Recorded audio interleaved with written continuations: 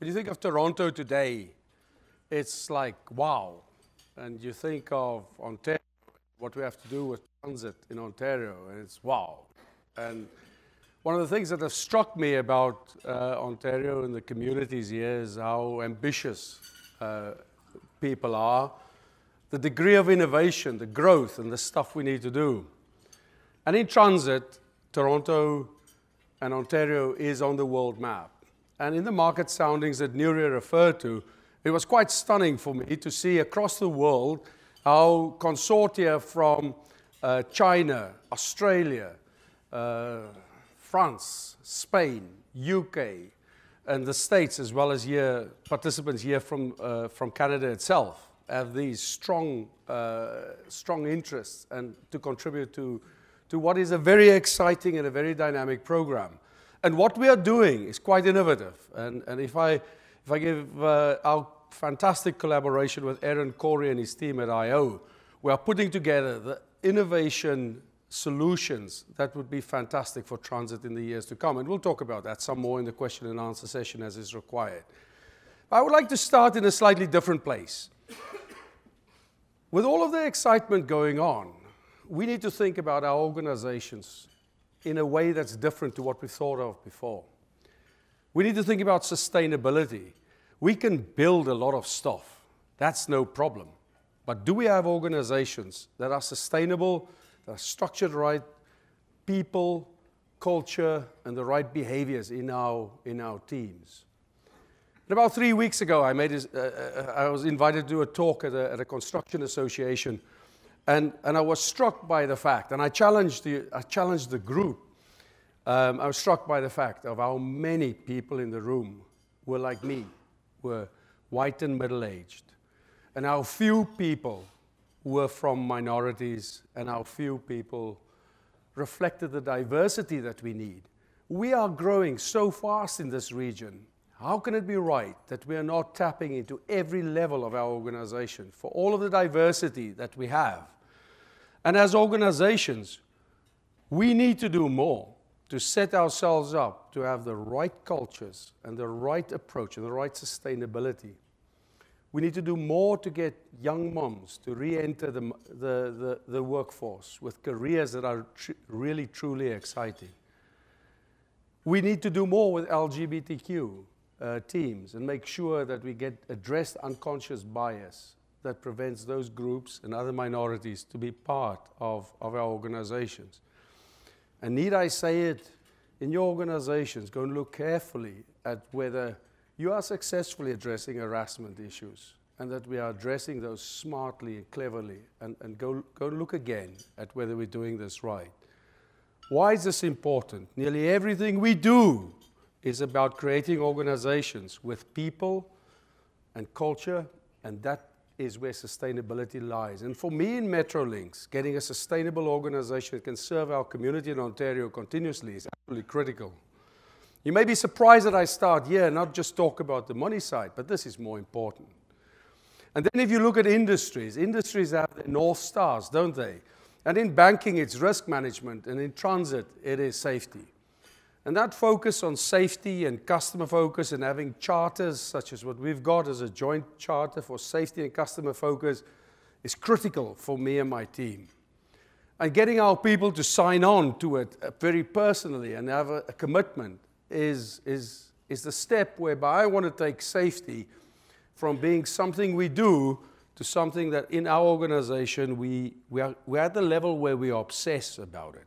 Because when you obsess about safety, there's lots of things you do in your organization. That's just naturally the right things to do for transit.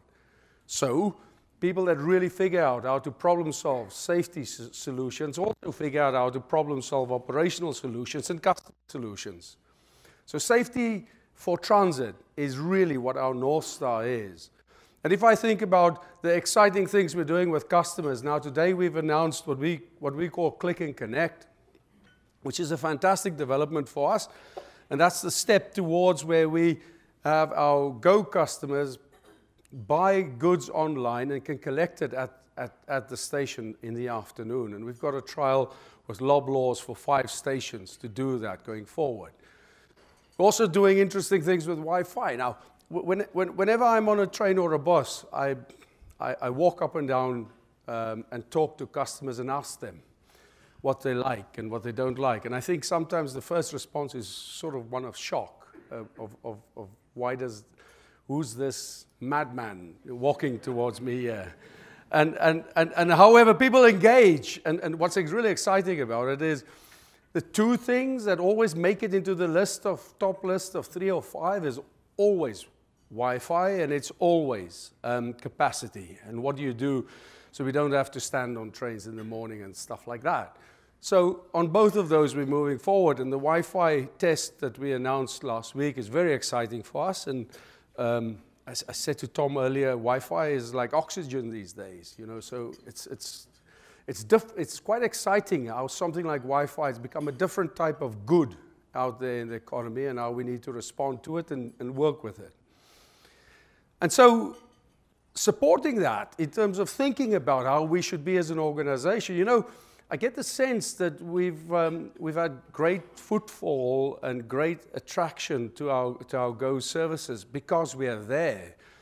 And in the future, where I want us to be is where we actively pursue market segments with deals, and sort of kids travel free is a deal we experimented with on Family Day weekend, and we'll do more of that. So travel to the Ed Mirvish Theatre with a ticket and a Go ticket and a ticket for the show type of thing are the types of deals we need to move to actively develop certain travel patterns in certain parts of the day. And when you want to do stuff like that, which is all about safety and different way of engaging with your customer base, it comes back for me to that first thing of making sure your organizations have the right people and the right culture in it. But sometimes I get a sense that people think that we talk about this 34 billion program as if it is coming. And that's very dangerous and very, very wrong to do. It's happening. It's difficult for us to translate to you the benefits of this program before it's all there. But you need to share with me some of the excitement is that we are already putting stuff in the ground now very actively, and that will be transformational for the future. And when you look at the Eglinton LRT, which is a 19-kilometer LRT, of which 10 kilometers are tunnel. And that's it. That's the tunnel over there. And there's a few things in the world as gorgeous and as sexy and so full of promise, yeah, as a tunnel. I mean, just look at it. Yeah. So I'm exhilarated by that because it's going to be transformational. You know, it's going to be transformational for Toronto. And we've got 20 work sites out there. We've got 3 stations, and of which need to be mined because we can't do open cut on it. And 2 of them are being mined as we speak. And the level of intensity of stuff that's going into that 5.3 billion program, which is the largest in North America today, is just huge. And the impact that it's going to have on Toronto is fantastic. And then, just with that in tow, the work we're doing with Mayor Jeffrey and Mayor Crombie on Ontario, and with Mayor Eisenberger in Hamilton, and with Mayor Tory on Finch, it's just further examples of really, truly transformational LRTs that will change where we are. And the amount of work that's going in to get environmental assessments and planning and all of that in line to make those programs fly and to make them start well is already there. And I don't even want to pick up on some of the exciting stuff we've done with Mary Frances Turner over in York, which is all about getting the BRT, the York bus rapid transit into the great place that it is now. And so much is happening on the ground. It is all creating the foundation from which we're going to work. On the Go expansion, we've got around 7 big grade separations that we're building. We're touching 30 stations in our program to get the stations ready for the Go expansion service we're implementing. Got a huge program to look very carefully at the noise barriers that we need to build to make sure communities aren't affected by the change in level of noise that they're affected by. So a significant program that's happening there already. And today, what's very important for us, and we're using this forum as a place to do that, we're announcing where we are with our business plans and business cases for new stations. We'll be advising to our board that the 12 stations that was originally identified in June 2016 are the stations that should continue to be planned for implementation going forward. And over there, you'll see the summary of the information that we'll make available, and let me take you through that. Cost in our business case process from a 2% design to a 15% design has increased in some cases and decreased in others. Our benefits have changed in this business case iteration we've got now. And so if you look at that column 3, you can see how the benefits have broadly improved from the initial business case stage quite significantly. And let me talk you through why those increases in benefits have occurred. And by the way, when you read about all of this, don't be misled by all of the conspiracy theories about how people fiddle with numbers and stuff like that. This is basically very simple, common sense stuff. Yeah?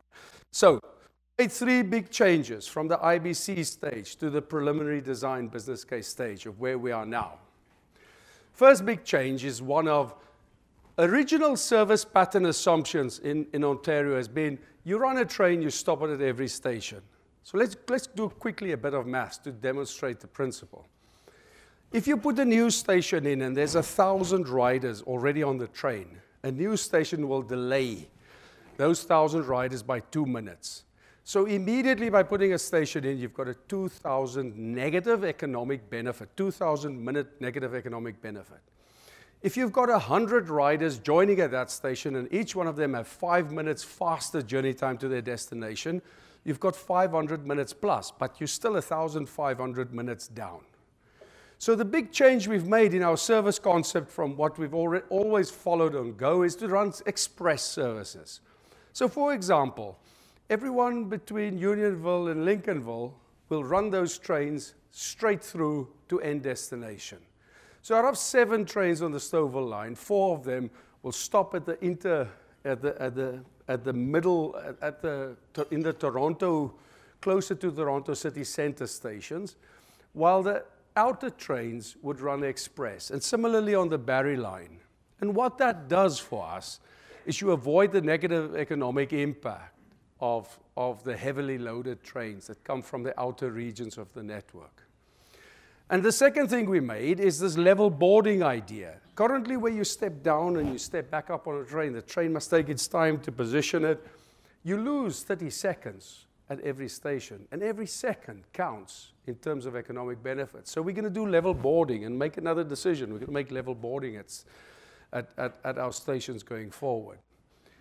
And the third one is we've decided to implement the fare integration choices that we have in the future. And we can't be exact about what the fare integration would look like in the future, but if you consider the principle of equivalency of fares between Go and TTC, you're broadly in the right space. And the idea that someone that transfers from one mode of transit to another mode of transit shouldn't be penalized for that is where we are aiming to be. And those are the principles where people like Mayor Tory and the province and everyone is already in the same space on, and those are the things we need to do. Now look at the last 2 columns, and what it amounts to is that for investing something like $2.1 billion, we see an economic return of around $6.7 billion, and that puts us in the right space. Now, what I would like to remark on very specifically is that we've evaluated 19 different stations. And so a further 7 we looked at as well to make sure we've got the whole picture covered. And Park Lawn is emerging as a station with a huge positive benefit and a huge business case. And we will continue to progress the Park Lawn business case from the IBC or initial business case stage into the preliminary business case stage. And this is so exciting. But here's still something that is missing for me. And if you look at, there's actually 2 shades of green there. And there are some stations where benefits are positive but less than costs, which is not ideal, and where benefits are more than costs is ideal. And so based on really good evidence-based planning and decision-making, one of the things that we will now take forward between now and the end of the year to explore how we can get more benefits into the GO expansion as well as into stations is to take the Stouffville line, where 3 of the 4 stations that for SmartTrack that still has benefits that are less than cost, which is St. Clair Old Western, Lawrence Kennedy, Finch Kennedy, but also Gerrard. And we will look at how do we increase the frequency on those corridors from the 4 trains per hour is envisaged currently as a stopping pattern to maybe 6 or even 8 trains per hour. Now that sounds pretty simple. And it is a logical consequence from our planning and modeling. But communities along the Stouffville line are already talking to us about their concerns on level crossings and noise. And we need to go back and very carefully think how we consult and work with our communities and figure out how we can come up with options that can possibly offset some of those effects but get the benefits of a higher frequency service. And think of the intuitive beauty of this, because you have the sort of the U of how the subway operates, and what we're talking about now is a U that sits outside of that as the Stouffville and Kitchener line, where you can run services from Unionville up to Bramalea on the Kitchener line, and in that way create another catchment that can help us with footfall across the region.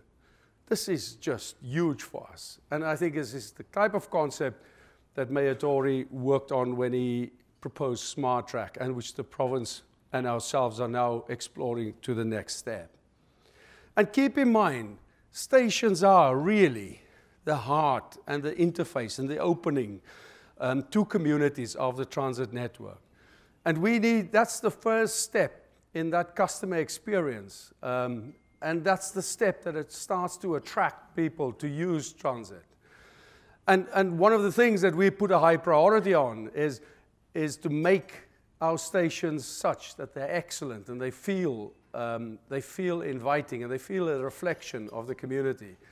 And on Eglinton, we are integrating 8 pieces of art in our stations across the Eglinton corridor. And that one, and 6 of the 8, by the way, we've gone out internationally to artists for their submissions. 6 of the 8 are by Canadian artists. And that was particularly powerful for me. That's Light from Within by Rodney Latourelle and Louise Withooft. I keep on getting that wrong. And we are very excited about that particular piece of art and what that would do for us to create our stations with an effect that is excellent for the customer experience. I'd like to close with perhaps the least exciting slide of all, but the most important slide of all. Yeah? So we've structured our whole business around a very systematic focus on business objectives, targets, 4 pillars of what's important. You can see the pillars there: safety, people, plan and build, and customer experience. But this is what businesses like ours need. And I'm not convinced we are there yet. And we will get there, and we'll continue to improve our business and create that systemized methodological focus on what's really important. Because at a time of great excitement and gorgeous corridors and tunnels and stuff like that, you can get distracted from building the organization that has the capability and temperament to deliver for Ontario, for you, for your constituencies, for your organizations, but also for our people in our communities, what really needs to be done. And we want to get that right. Thank you for listening to me this afternoon.